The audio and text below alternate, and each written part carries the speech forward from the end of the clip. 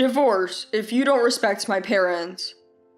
Hearing the word divorce from Harold, I was thrilled and headed straight to the city hall. Now I can finally cut ties with Harold and his family. That's what I thought, but it wasn't that simple. My name is Nancy. I met Harold through a mutual friend and we got married. Due to a health issue Harold had, we couldn't have children. But I loved my job and wasn't confident about balancing work with raising kids, so I didn't mind. I thought it would be fine if we just lived a quiet life together. However, a family vacation changed everything, and I started to drift away from Harold. The idea of a family vacation was Harold's sudden suggestion. I got some extended time off. Want to go on a trip together, Nancy? A vacation? Sounds great. Let's do it. I used to travel solo when I was single. Sometimes I'd spontaneously go on a trip on my day off, and sometimes I'd travel abroad during my company's summer vacation. I was delighted when Harold proposed the trip, but what he said next made me go, seriously? I want to do something nice for my parents, so let's invite Mila and David. And if they're coming, we have to bring my sister Kayla and her son Leon. I hid my surprise, but deep down, I wasn't thrilled. To put it bluntly, Harold's parents don't have boundaries. They believe that once you're married, you should always listen to your in-laws. Just seeing my in-laws once a year is stressful enough for me because our views are so different. Then there's Kayla, Harold's even more selfish sister. She has a 2-year-old son, Leon, and apparently she had a massive fight with her husband and divorced him shortly after Leon was born. Given Kayla's assertiveness, I can easily picture her in that situation. A vacation with such in-laws, a sister-in-law, and a toddler? That's not the trip I had in mind. I wanted a trip just with Harold, but since I had already said yes, I couldn't back out. Moreover, Harold always treated my parents with the same respect. If Harold wanted to do something nice for his parents, I thought I should support him, so I agreed to the family trip. Little did I know, I deeply regret this decision. Both the in-laws and Kayla wanted to go on the trip but seemed too lazy to plan. Nancy's experienced with this, right? Why not leave it to her? With Kayla's comments, the planning was suddenly all on me. Planning a solo trip and a family trip with a child are entirely different. I don't have kids, so I have no idea about family-friendly spots. Every day, I was on my phone researching and consulting travel agencies to plan our trip. I tried discussing the trip itinerary with Harold since he wanted to honor his parents. But Harold simply said, I have no clue. You've traveled alone to many places, Nancy. I trust you with this. And put everything on me. It was frustrating, but I thought, alright, this is my one-time contribution to honoring his parents. So I finalized our travel plan. On the day of the trip, since I put a lot of thought into the itinerary, David and Mila and Kayla seemed to enjoy it. However, the trip was a continuous series of frustrations. Firstly, I couldn't enjoy any tourist spots. Kayla said, We're on vacation and I want a break from parenting once in a while. You don't have kids, Nancy. Why not gain some experience? And suddenly, I was in charge of Leon. I had almost no experience with kids, so just keeping up with Leon was overwhelming. Kayla, maybe being true to her word, didn't touch Leon at all during the trip. Apparently, Leon had a sensitivity to sunlight. At certain spots, I could only sit in the shade with him, unable to enjoy the attractions. Despite this, I was the designated driver for the entire trip. David, Mila, and Kayla all have their licenses and should be capable drivers, but none of them ever offered to take over. Even when I mentioned I'd appreciate a break, they'd brush it off saying they were too tired. Harold, who rarely drives, was no help. On top of that, I was footing all the bills. I assumed Harold, who brought up this honoring the parents trip, would handle the finances, but he said, "Sorry, I'm short on cash this month. Can you cover for now?" It seemed David, Mila, and Kayla just expected me to pay. Whenever I subtly tried to distance myself from the bill, they'd loudly call out, "Nancy, it's time to pay." I couldn't ignore them, so I ended up covering all the expenses. There was no way I was enjoying this trip. Though Harold and I had separate rooms from David and Mila and sister-in-law, at night I'd return to our room and unload my frustrations on him. "You wanted to honor your parents, but you haven't helped at all, Harold. You didn't think about the itinerary, you can't drive, and what do you mean you're out of money? Where did it go?" "Well, there was this limited edition shoe from when I was younger that got re-released. I just had to get it, and it drained my funds. Don't worry, I'll pay you back next paycheck." I don't get the fascination, but Harold has this hobby of collecting shoes. He owns several pairs of running shoes, but given Harold's hefty physique, I've never seen him wear them. They seem to be just for display.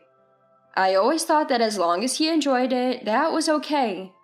However, coming on this trip under the guise of honoring his parents and then not having money was unbelievable.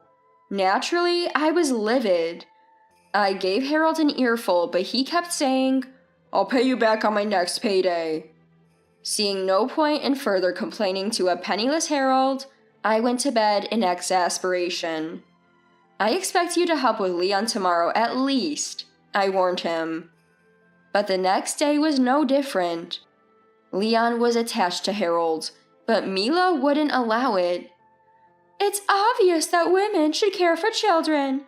On a family trip, it's only natural for the daughter-in-law, Nancy, to do so." Harold followed his mother's words over my request.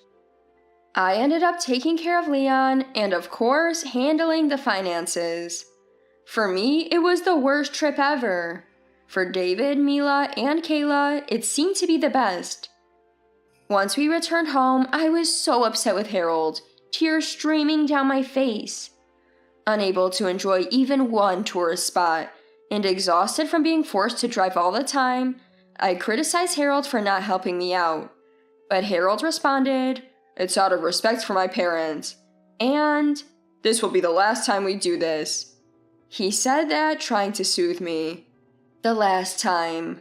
I believed those words and swore to myself that I would never go on another family trip. Our marital spat ended then, but perhaps I should have considered divorce at that moment. 6 months later, David, Mila, and Kayla suggested, "Let's go on another family trip." For some reason, Harold seemed to agree, saying, "Sure." I had no idea why he'd agree to it. Harold had clearly told me, this trip will be the last. When he asked me again to plan another family trip, I was furious. "We are absolutely not going on another trip. I've had enough of family vacations. You said the last one was the final trip, didn't you?" "But it's to show appreciation to our parents," Harold argued. "You didn't do anything last time, Harold. And what about the money I paid that you still haven't paid back?" "Stop nagging. If you won't help, that's just divorce." Upon hearing the word divorce from Harold, I joyfully headed straight to the city hall. I hadn't been wanting a divorce all the time, but since that trip, I'd been harboring ill feelings towards Harold. I quickly got Harold to sign the divorce papers, then immediately submitted them at the city hall. Returning home, I declared to Harold, "Leave." The house we lived in was bought with the money I'd saved before our marriage. Harold had no ownership, so I kicked him out right away and sent his belongings to his parents' place. I promptly had a locksmith change the front door lock and finally felt free. Mila called, angrily accusing me of suddenly divorcing and kicking Harold out, but I simply brushed her off. To me, Mila is now a stranger, so there's no need to be polite anymore. I was criticized for sending Harold's belongings with a COD charge, but I wondered why I should pay for the shipping of my divorced husband's stuff. I brushed off that comment as well. Mila's calls became so incessant that I blocked her number. Just when I thought I was finally free, Kayla showed up at my home within days of the divorce. When I saw Kayla on the doorbell camera, my initial reaction was, oh no.